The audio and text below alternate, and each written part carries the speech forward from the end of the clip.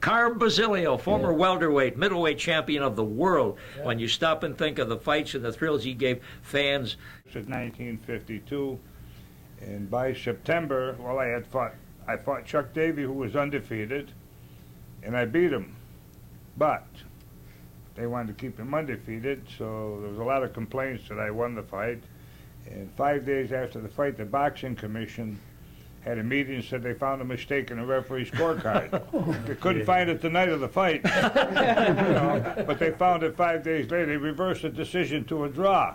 But in the long run, they did me a favor, because now I got a return match with Chuck Davey, and this was my first television fight in Chicago Stadium, and he was well protected there. It was Jim Norris promoting the fights, and he was under, real close friends with Jim Norris. Well, anyway, I thought I kicked the hell out of him. I sent him to the hospital. They had to put 34 stitches in the cuts in his cheeks and eyebrows, but they gave him the decision. But I fixed him up pretty good. He made a date with the nurse, and he married her. And he got 10 kids. Thanks to your 34 stitches. Kid Gavilan.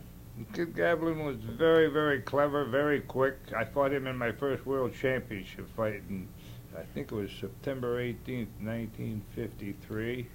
And it's funny, I walked in that was ring. in Syracuse, New York, wasn't it? That was in Syracuse, That's right. your hometown? My hometown, right. But they imported the judge and a referee from New York to protect him. And when I walked in the ring, he looked across the ring at me and sneered at me, trying to scare me, and I just smiled at him.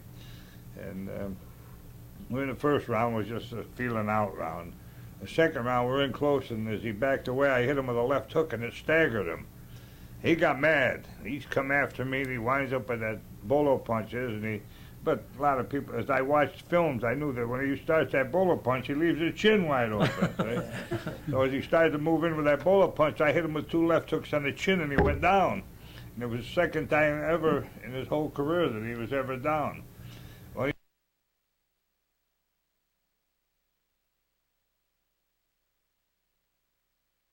any more bolo punches till late in the fight. And I thought I won the fight, but they gave him the decision.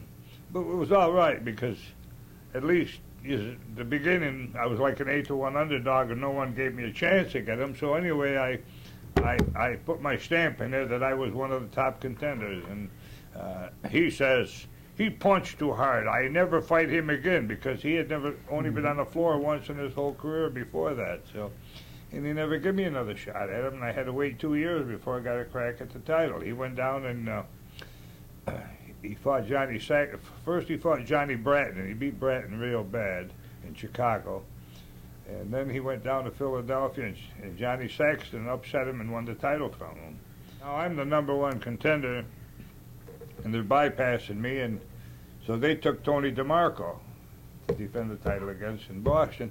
It backfired on him. DeMarco, being the vicious puncher that he was, knocked Saxton out in the 14th round. But the boxing commissions that stepped in and said they would permit that fight only if they had agreed to fight me within 90 days. So Tony had the unfortunate luck of knocking the guy out, but he had to fight me within 90 days, and I knocked him out in 12 rounds and won the title. Right? So then I knocked him out in 12 rounds again 6 months later in a return match. Then I fought Johnny Saxton in Chicago. And in the second round, I hit him in the chin, and he was out on his feet. The bell rang, and his handlers took a knife or a razor blade and cut his glove. We came out for the third round, and the stuffing was coming out of his glove. They took 20 minutes to get that new glove on. They had to stop the fight, and he got himself a little rest, and he ran like a deer the rest of the fight. And are you saying to me that was a clever piece of strategy to cut the glove? Those guys would do anything to win, So they cut the glove, and the stuffing come out, and they had to get a new glove on him. And he got the decision and took the welterweight title on me. And I was really disgusted. But anyway, he had to give me a return match 6 months later in Syracuse. And I never stopped training. Right after the fight, I came home, and it was Easter vacation for the kids. So I took my wife and the kids. We went down to Miami, and I trained at Angelo Dundee's gym every day and got up every morning and did road work. I was determined to get that title back, and as soon as I got back, I went up to my training camp and trained and trained and trained, and we had a rematch in September of '56, and I knocked him out in 9 rounds in Syracuse. He would retain the title until 1956 when he lost to Johnny Saxton, and then he won it back later that year. Finally, he relinquished the title so that he could take on Sugar Ray Robinson for the World Middleweight Championship. Here you see Basilio, the welterweight champion at the time, who'd given up his title for this fight, connecting with a smashing right to Robinson's jaw in the 10th round of this middleweight championship bout. And at the end of 15 rounds, Carmen Basilio was the new middleweight champion of the world. And when the announcement is made that you're the champion of the world, what goes through your mind at that moment? I don't know. I won the welterweight championship in Syracuse, and I said to myself, well, at that time I had a lot of skeptics that didn't think I stood a chance, and I said, well, I got even with those guys. I taught them a lesson. But when I fought Sugar Ray Robinson in Yankee Stadium, this was a boyhood dream, to fight in Yankee Stadium and win a world championship.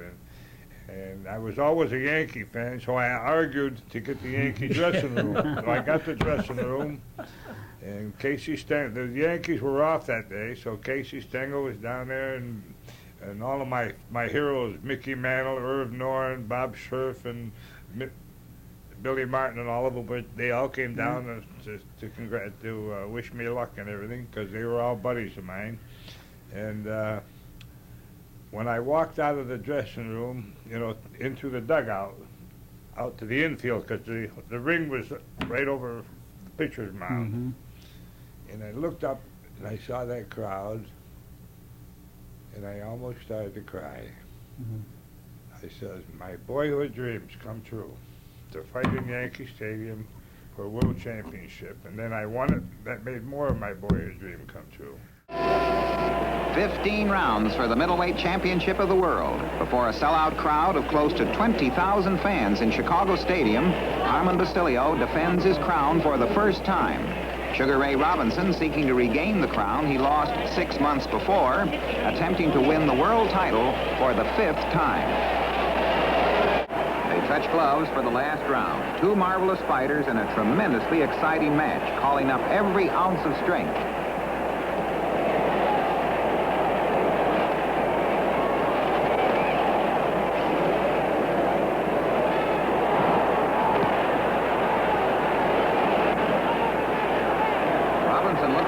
He's tired, too. The winner and the new world's middleweight champion, Sugar Ray Robinson. Sugar Ray Robinson received the unanimous decision of the judges. Here's a wonderful opportunity to enjoy an interview. My feelings were this: when I'd walk in the ring and I'd look at the fans, I'd say, those people paid money to see action, and I'm going to give them action, whether I get hit or not. And they'd say, well, you leave yourself open when you're moving in like that. I says, but I'm going to hit the other guy just as many or more times than he hits me, and the fans are going to see action when I fight. There's always the arguments, and there always will be arguments. Rocky Marciano was a great heavyweight champion, undefeated in 49 fights. But I think Joe Louis overall was the greatest of all of them, from what I've seen. And because when he was in his prime, he was like a machine. Those punches went like pistons, and he had great combinations.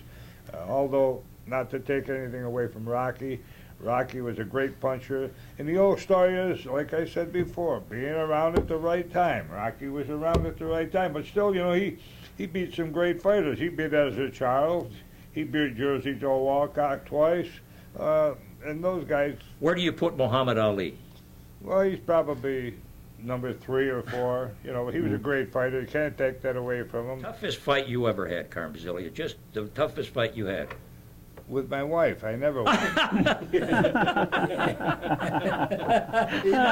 glad I gave you the line, Carmen. Carmen Basilio, former welterweight, middleweight champion of the world.